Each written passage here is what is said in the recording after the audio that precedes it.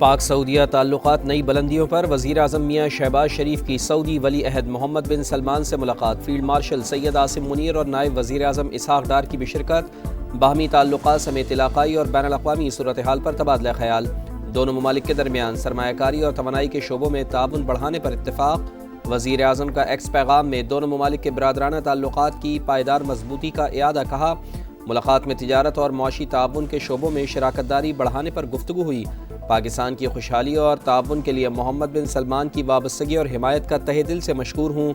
وزیر اعظم آج ریاض میں فیوچر انویسٹمنٹ انیشیٹو کانفرنس میں شرکت کریں گے، مختلف ممالک کے سربراہان سے ملاقاتیں بھی schedule.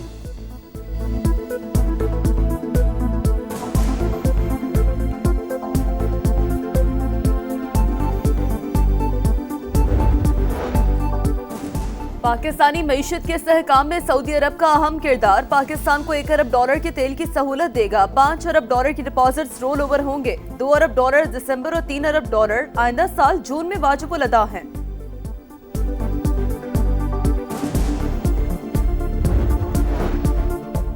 Field marshal Syed Asim Munir کا اردن کا سرکاری دورہ، شاہ عبداللہ دوم سے ملاقات، برادرانہ تعلقات کے فروغ کا عزم، شاہ عبداللہ نے قیام امن کے لیے پاک فوج کے کردار کو سراہا، دفاعی تعلقات مزید مستحکم کرنے کی خواہش کا اظہار، فیلڈ مارشل کی اردن کی مسلح افواج کے سپریم کمانڈر سے بھی ملاقات، عسکری تعاون مزید مضبوط بنانے پر اتفاق، جنرل ہیڈ کوارٹرز پہنچنے پر آرمی چیف کو گارڈ آف آنر پیش کیا گیا۔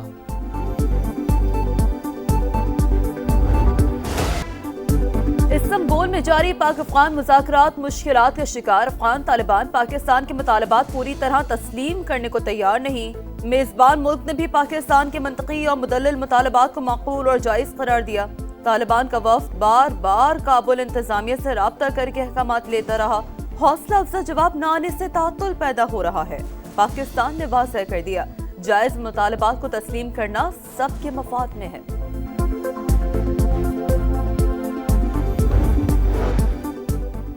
پاکستان اور بنگلہ دیش کے درمیان 20 سال بعد جوائنٹ اکنامک کمیشن کا اجلاس، وزیر پیٹرولیم علی پرویز ملک اور بنگلہ دیشی مشیر خزانہ کی شرکت، بنگلہ دیش کو چین اور وسط ایشیائی ممالک سے تجارت کے لیے کراچی پورٹ استعمال کرنے کی پیشکش، براہ راست فلائٹس شروع کرنے کے لیے کام تیز کرنے پر اتفاق، حلال فوڈز کے معیار اور سرٹیفیکیشن میں تعاون کی یادداشت پر دستخط، نالج کوریڈور کے تحت بنگلہ دیشی طلباء کو 500 اسکالرشپس کی تجاویز، مشترکہ اعلامیہ جاری۔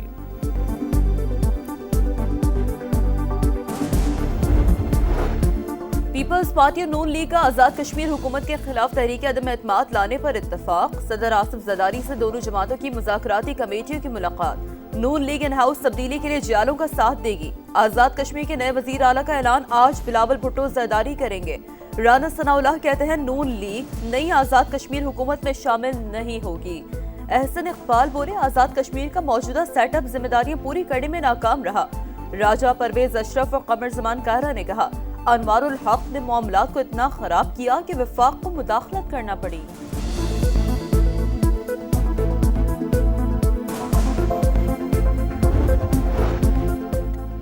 وزیر اعظم آزاد کشمیر ڈٹ گئے، چودھری انوار الحق کا مستعفی نہ ہونے کا اعلان، بولے جن کے پاس نمبرز پورے ہیں وہ تحریک عدم اعتماد لے آئیں، اکیلا آیا تھا، میرے ساتھ دوست بھی ہیں، جب تک اختیار ہے کام کرتا رہوں گا، میری قدر میرے جانے کے بعد ہوگی۔ Chairman Peoples Party Bilawal Bhutto کی مولانا فضل الرحمان سے ملاقات، قومی اور سیاسی امور پر بات، رابطے جاری رکھنے پر اتفاق، مولانا فضل الرحمان کہتے ہیں اپوزیشن لیڈر بننے میں دلچسپی ہے، نہ ہی ایسی کوئی بات ہوئی ہے، پاک افغان کشیدگی دونوں ممالک کے لیے مفید نہیں، مذاکرات کی کامیابی کے لیے سنجیدہ رابطے پر مثبت جواب دیں گے، رویوں میں نرمی لانا ہوگی۔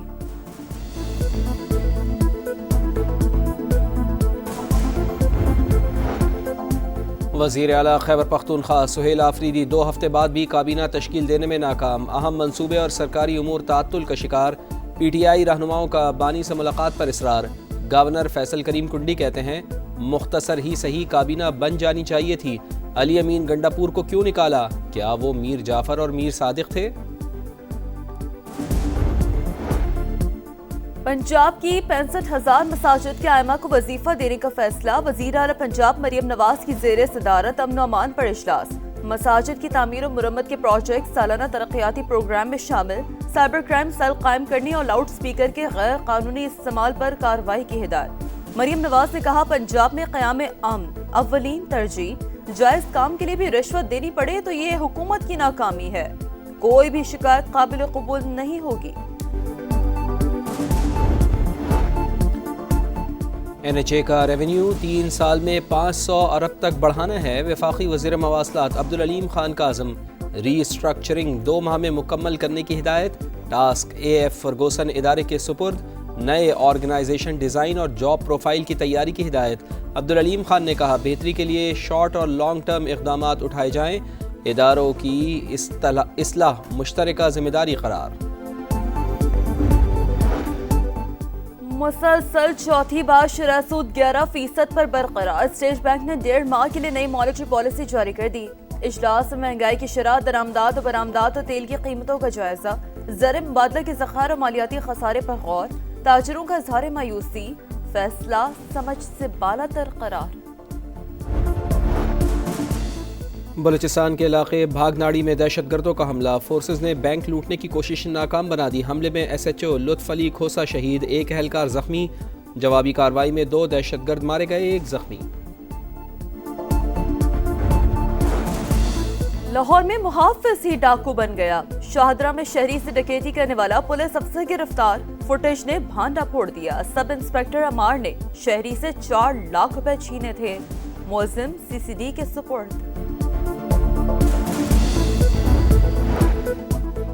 کراچی میں ای چالان سسٹم کا نفاذ، 900 کیمراز کے ذریعے ای ٹکٹنگ کا عمل شروع۔ ٹریفک قوانین کی خلاف ورزیاں جدید کیمروں سے ریکارڈ ہوں گی۔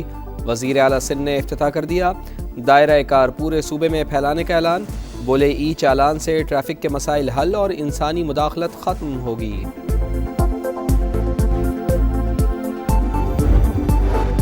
جنگ بندی معاہدے کی خلاف ورزی، اسرائیل کے غزہ کے مختلف علاقوں پر حملے، 8 فلسطینی شہید، ملبے سے ملنے والے مزید 50 لاشیں سپرد خاک۔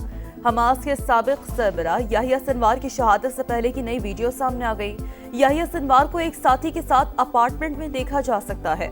حماس نے ایک اور یرغمالی کی لاش اسرائیل کے حوالے کر دی، دیگر کی تلاش کا کام جاری۔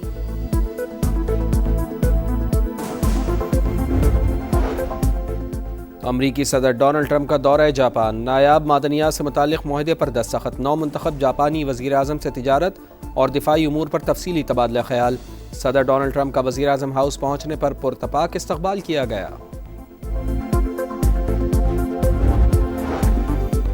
ترکی اور برطانیہ میں یورو فائٹر طیاروں کی خریداری کا معاہدہ، برطانیہ 8 ارب پاؤنڈ کے 20 جنگی طیارے فروخت کرے گا۔ برطانوی وزیر اعظم اور ترک صدر کی ملاقات میں مشرق وسطی، عالمی اور علاقائی صورتحال پر تبادلہ خیال۔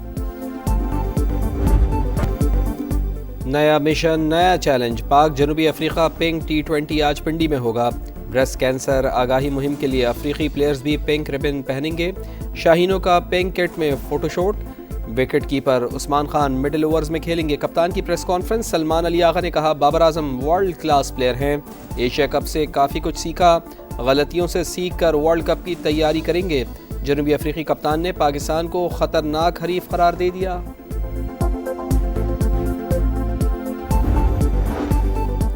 بھارت کا گیم آف جنٹل مین کے ساتھ کھلواڑ، بھارتی ٹیم کے خلاف ایکشن لینے سے روکا گیا۔ سابق آئی سی سی میچ ریفری کرس براڈ کا تہلکہ خیز انکشاف، ایک میچ میں بھارت نے مقررہ وقت میں 3 سے 4 اوور کم کرایا، جرمانہ بنتا تھا، لیکن میچ کے بعد فون آیا، بھارت پر ہلکا ہاتھ رکھنے کی ہدایت کی گئی۔